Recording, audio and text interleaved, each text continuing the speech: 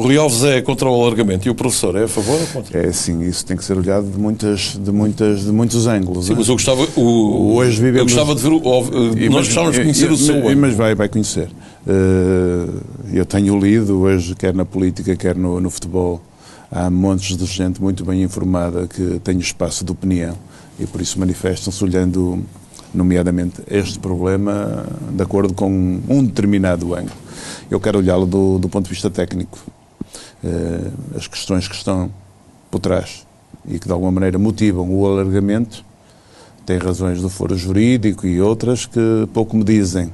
No plano técnico penso que é uma boa discussão a questão do alargamento, porque ela de alguma maneira projeta um problema maior, que é a relação entre o treino e o jogo e aquilo que são duas visões também que existem no nosso futebol nesse plano. Ou seja, e são ambas legítimas, aquelas que pertencem aos grandes clubes do momento, neste caso, clubes como o Benfica, como o Porto, eventualmente o Sporting de Braga, que têm competições internacionais e que têm conseguido chegar muito à frente nelas, de alguma maneira defendem a não multiplicação de jogos, de espaço competitivo interno, no sentido de não sobrecarregarem.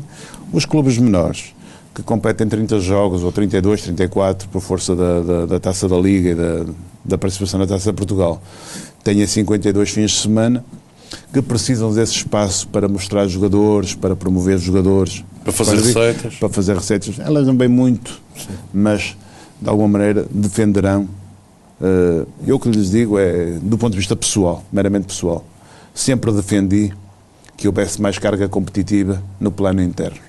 E mesmo para os grandes clubes, aquilo que me parece ser prejudicial são os fluxos e refluxos da competição. A não constância. A Inglaterra, a Espanha, a Itália, a Alemanha vivem de forma corrente com a competição que se reparte quase de forma constante, pela quarta, pelo fim de semana, pela quarta, pelo fim de semana. E por isso, quando tem que enfrentar estes picos competitivos ao nível internacional, o seu ritmo é de tal maneira já elevado que não tem grande dificuldade em enfrentar. Porquê é que esse ritmo não acontece em Portugal? Não acontece em Portugal porque não há número de jogos suficiente para que aconteça. Então o professor é defensor, quanto mais competição, melhor futebol, melhor jogadores. Exatamente, mais espaço. Há quem defenda precisamente o contrário, está num plano oposto ao seu. Não, mas o que é que nos dizem as experiências dos países em que o futebol é mais conseguido? Onde estão os grandes campeonatos neste momento, em termos europeus? Na Alemanha, Inglaterra e Espanha. E na Itália também. E todos jogam a 20. Mas sim, pronto, há algum retrocesso neste momento nos últimos anos da Itália. Todos jogam a 20. Todos têm as provas a eliminar em duas mãos, ou grande parte delas. Por isso e têm mais clubes a chegar às pontas finais das provas internacionais. E ainda agora é a Alemanha e a Espanha que lá está. Não é? Por isso, a competição interna mais frequente não prejudica o desempenho desses clubes ao nível da competição internacional. Aquilo que eu defendo é que, de facto, o grande prejuízo resulta fundamentalmente de num mês fazer 3 jogos e no mês seguinte ter que fazer 8. Se regularmente fizéssemos 6 jogos no mês, todas as equipes tinham criado as resistências adequadas a poder responder em qualquer momento. Desculpa interrompê-lo aqui. A parte do treino também seria sempre igual, é isso que quer dizer? Deixa-me juntar aqui mais uma ideia. Eu percebo, portanto, a sua perspectiva. Mais jogos, melhor futebol, mais jogadores, mais emprego. O problema é que os clubes, com as dificuldades todas que têm, se calhar não podem pagar a mais jogadores. Mas não precisam de mais jogadores. Neste momento... Acha que sim? Não, acho que não. Acho que neste momento os grandes clubes nacionais, os grandes e os médio grandes, né? No qual inclui o Nacional. Pronto, inclui o Nacional, não pode incluir-se aí porque o Marítimo tem uma equipe B, o Guimarães tem uma equipe B, o Braga tem uma equipe B. O professor é defensor das equipas B? Claro, é ótimo que estejam lá. E por isso, esses grandes clubes recrutam já para as equipas B jogadores qualificados. E quem tem. Tanto tem aos 19 como tem aos 29. Estou a falar da qualidade técnica e do talento. O Nacional já equacionou a possibilidade de ter uma equipa B? Não sei, era uma questão que podia ter posto há 8 dias atrás ao engenheiro Rui Alves. Neste momento, como sabe, por força daquilo que eu também já disse, de haver uma hierarquia que é vertical, e será sempre o engenheiro Rui Alves um dia, eventualmente, a equacionar essa possibilidade. Eu tenho-me servido fundamentalmente da equipe dos júniores. Tenho comigo a treinar sempre 2, 3, 4 júniores, por isso, sub-18, sub-19, E alguns já têm jogado, inclusive. Ainda agora com a Vitória de Guimarães, há 15 dias atrás, um júnior, sub-18, o Crespo, foi titular na equipe. E nem por isso deixámos de ganhar o jogo. Quando essas grandes equipas, estou a falar das 6, 7 melhores equipas nacionais, têm de facto equipes B, não será nunca por míngua de jogadores que deixará de competir e de apresentar níveis, ao nível dos 11 que apresentam jogo a jogo, de qualidade. E ao nível da parte comercial, o facto de se competir mais, de dar mais espaço de jogo e maior visibilidade a esses jogadores que têm dificuldade em aparecer quando a competição é tão rara, com certeza que também vai crescer. E em termos de eventualmente se comercializar, em termos externos, esses valores, também há um crescimento. E mesmo ao nível da questão que levantou atrás, da questão do alargamento, que, no fundo, só estou a falar disto por força disso, não é? Há mais 2 equipas que, eventualmente, ao passar 16 para 18, viverão um pouco mais desafogadas, porque, de alguma maneira, jogar na segunda liga, em termos daquilo que é hoje um dos grandes suportes, que é a televisão, na parte financeira, dá o que dá. Quando se vem para a primeira, essas 2 mesmas equipes vão usufruir de um pouco mais, não é? Ou de bastante mais. Talvez 10 vezes mais, não é? O professor falou agora aqui também na questão de ter utilizado os júniores na equipa principal do Nacional da Madeira. Se calhar isso há uns anos não era visível nas equipas da Primeira Liga em Portugal. Isso também se prevê perante a questão da crise que se vive? Ou seja, menos investimento em jogadores estrangeiros? É lógico, não é? É lógico. Como dizia o outro, não é? A necessidade aguça o engenho, não é? Hoje em dia há poucos meios financeiros, os clubes estão a virar-se para dentro, não é? A procura que se faz, quer ao nível da formação, quer ao nível das divisões inferiores, começa a ser uma constante, e julgo que não há clube nenhum que neste momento não siga o modelo. Há alguns clubes já o vêm fazendo há alguns anos e com muito sucesso. Por exemplo, podemos olhar para o Passos Ferreira, que dá muito tempo segue o modelo de prospecção, atenta às divisões inferiores e consegue, tendo aquela ideia de jogo, aquele espaço também de jogo muito bem delimitado naquele seu campo, inserir jogadores que vêm de baixo com um rendimento muito elevado. E a prova disso é aquilo que está a acontecer este ano, em que estão a fazer uma época brilhante. Não é? Professor, vamos ter que fazer aqui, Manuel Freitas, um curto intervalo, mas regressamos já dentro de poucos segundos para continuarmos aqui a conversa então com o professor Manuel Machado, treinador do Nacional da Madeira, por isso fique por aí, até já. Como prometido, estamos então de regresso para esta segunda parte da Bola das 7 e vamos continuar a conversa com o professor Manuel Machado. Há pouco, Jamel Freitas, cortei a palavra, porque tivemos que ir para intervalo. Mas ainda no encadeamento da conversa que estávamos a ter, o professor falou aqui da utilização de um jovem de 18 anos, Crespo, e eu perguntava-lhe, e há muita matéria-prima ainda na Madeira que dê para tornar, eventualmente, no futuro, o Nacional ter uma equipa B? E voltando um pedacinho atrás, quando falou sobre a construção do Nacional da próxima época, estamos a fazê-lo, informalmente, mas estamos a fazê-lo, eu, o diretor desportivo e o presidente. Já decidiu se vai ficar no... Não decidi porque não tenho um convite oficial. Tenho que agradecer aquilo que o presidente já disse também 2 vezes ou 3 na comunicação social relativamente ao seu pensamento.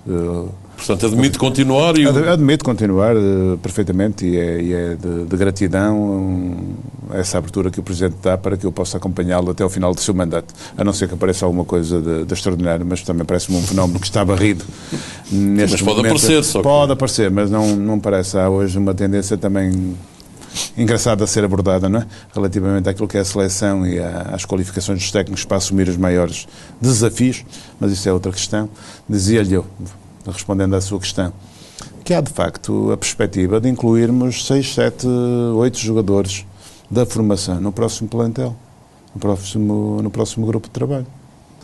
Isso também se deve a uma questão que me parece indiscutível em Portugal e que chega também à região autónoma, cada vez há menos dinheiro para o desporto. Não é? É verdade.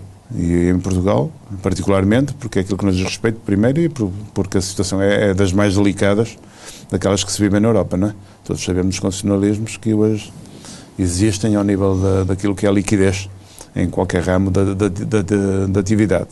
E por isso o futebol não lhe escapa, não é? há menos dinheiro. Sim, e há uma coisa, desculpa interrompê-lo, em que Rui Alves é um expert, faz muito bons negócios. Também tem por esse objetivo o Nacional promover para negociar, como por exemplo fez agora com o Neto. Pronto, isto arrasta-nos sempre para questões que já abordámos antes. Ter de facto palco, mais palco, em que esses jovens possam aparecer, possam crescer, porque é a competição que no fundo os faz o grande fermento. Não é só no treino. De alguma maneira vai ajudar a que se promova de facto o praticante, em que se lhe dê crescimento, visibilidade e eventualmente um espaço comercial também. Portanto, se o alargamento se confirmar, o Presidente do Nacional não vai gostar, mas o professor vai gostar. Já o Presidente nunca ouvi manifestar-se quanto ao alargamento. Ele manifestou-se aqui por algumas manobras em torno do alargamento. De questões nas quais eu logo à partida disse que não ia meter-me, o acórdão tem isto e aquilo, e há outros antecedentes e outros paralelismos que... Enfim, são outras questões, eu nem sequer quero ir para aí, sou técnico desportivo, não sou jurista, nem sou dirigente fala desportivo. Da questão técnica, não é? Pronto, a questão técnica parece-me, eu já o respondi, não vamos estar aqui a repetirmos, era importante, parece-me, para o futebol português, não viria qualquer prejuízo da multiplicação de jogos, pelas razões que já aduzimos, não é? Isto para responder ao Zé Manuel. Haverá, com certeza, na próxima temporada, no grupo de trabalho do Nacional, mais jovens oriundos do seu setor de formação. Isto aqui também fica uma palavra, porque só é possível meter jovens do setor de formação se a formação funciona bem. E pelos vistos o trabalho que foi feito há 8, 10 anos atrás, a construção do complexo, porque a equipa de está na fase final. Sem um espaço logístico que permita o desenvolvimento dos jovens, também as coisas não acontecem. Mas criou-se complexo. Hoje o Nacional possui 4 campos. Isso possibilita fazer um trabalho na formação, que tem permitido que os júniores, nomeadamente, estejam a jogar as nacionais e chegado à ponta final, na fase final, estão a jogar para a parte de cima. E daí possamos retirar alguns talentos, aqueles que nos parecem ser, de facto, os mais dotados, porque também não há aqui estar a enganar os jovens, não é? Formação é formação, via profissional é uma outra coisa, e quando não há, de facto, muitas ferramentas, muitas soluções, muito talento, não vale a pena estar a encaminhar os jovens para essa via, porque não vão conseguir depois viver dela, não é? Professor, já aqui falámos também no balanço do próprio Nacional, e lhe pedir agora um balanço do campeonato em si. Este ano, na sua opinião, e já falámos aqui nesta luta por um lugar na Europa, o Estoril e Passos Ferreira surpreenderam? Mais o Estoril, como é óbvio, não é? O Passos já há muitos anos que milita na Primeira Liga, já noutros momentos conseguiu qualificações internacionais, tem chegado às pontas finais, inclusive, da Taça de Portugal. Enfim, tem já um conjunto de sucessos que, de alguma maneira, sendo esta uma época extraordinária, não sei como é que vai acabar, mas o jogo de quarto lugar não irá escapar. Tem alguns antecedentes. O Estoril, de facto, vem de um escalão inferior, né? De uma divisão inferior, chega, faz um bom arranque, é surpreendente para quem estiver a olhar de uma forma mais despreocupada, mas quem olhar com alguma atenção, o Estoril tem, de facto, um conjunto de jogadores muito qualificados, né? Tem 2 bons centrais, tem 2 laterais de muita qualidade, conseguiu fazer de um central, e isso é mérito, que é o Gonçalo, um bom pivô defensivo, tem médios interiores de muita qualidade, nomeadamente o Carlos Eduardo, acho que é um jogador brilhante, com caminho para progredir e chegar a patamares bem mais altos. E aquele trio ofensivo é, de facto, de uma velocidade, de uma mobilidade, de uma criatividade que cria problemas também a qualquer uma das equipes. E quando depois se tem esta matéria-prima e se faz um trabalho, e parece-me que o Marco tem feito um trabalho ótimo também, é evidente que aquilo que é surpresa para quem olha com normalidade, o observador normal, de forma menos preocupada, não é? Menos atenta, é menos anormal, digamos assim, para quem está no fenómeno e tem que o olhar de uma forma mais objetiva, mais cuidada, que é o meu caso.